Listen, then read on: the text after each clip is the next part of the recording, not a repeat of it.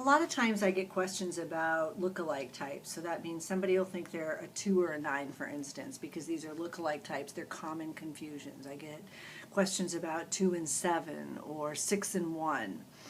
And so, what am I looking for when people come in for a typing and there's a confusion between two types? First of all, I'm inviting people to start paying attention to their habit of mind, because that's what the Enneagram is looking at. It's looking at your habit of mind. Where does your attention go? So to the example of 2 and 9, they're look-alike types because they're both quite other referencing. But their other referencing is rooted in two really different motivations. For the 9, the other referencing is a desire to keep peace inside of themselves.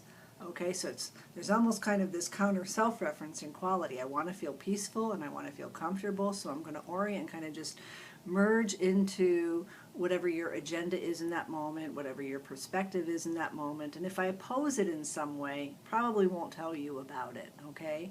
But there's this kind of it's really almost an unconscious, just picking up energetically what's going on in the room. The 9 can almost feel into it and be like, yeah, I really see that perspective, and they deeply do. But that's rooted in this desire to feel comfortable, to feel like things are okay and peaceful inside of themselves. So it can look other referencing. For a 2, on the other hand, the other referencing is rooted in a desire to have some sort of connection, that you're going to like me and think I'm really kind or lovable in some way, and I'm going to fulfill, something that you need in some way so that we have an extra special connection.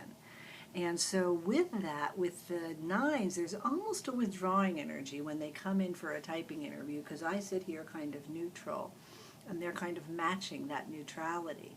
For the 2, there's a forward-moving energy. There's some slight shape-shifting going on in order to want to make this connection.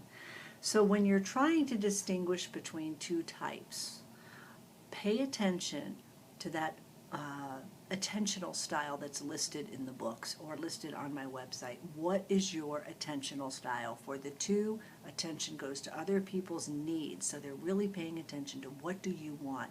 And for the 9, it's like whatever their given agenda is in the moment, I kind of merge with it.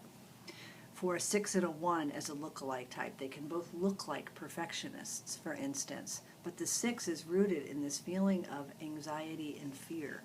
All right, I don't want to get slammed by an authority figure or somebody who's going to call me out in some way. And that looks a lot like a 1, but for the 1, there's more of this contained quality. The inner critic is going, I've got to get this right because lovable people are good and correct. There's more of a containment.